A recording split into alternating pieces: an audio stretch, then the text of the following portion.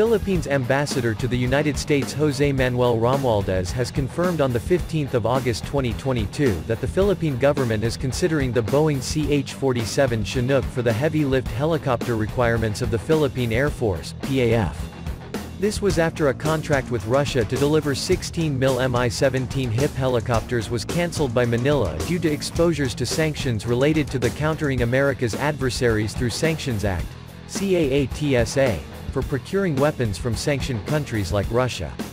The CH-47 Chinook was competing against the Mi-17 HIP for the PAF's heavy-lift helicopter acquisition project, but the Russian helicopter was selected due to its lower cost, allowing the PAF to procure more helicopters for its budget of around 12.7 billion Philippine pesos, $245 million United States dollars.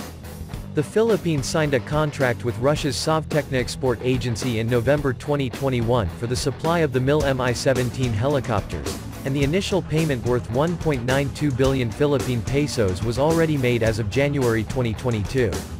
The Philippine government is now in discussion with Russia regarding the cancellation of the contract, and on getting the initial payment back, including using it as payment for other Russian-supplied goods.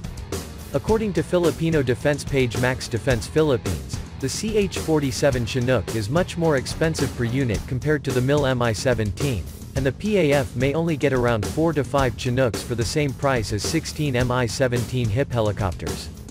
But Ambassador Romualdez said that the United States may offer the Chinook helicopters at a special price to the Philippines, which is considered one its most important major non-NATO ally in the Pacific region.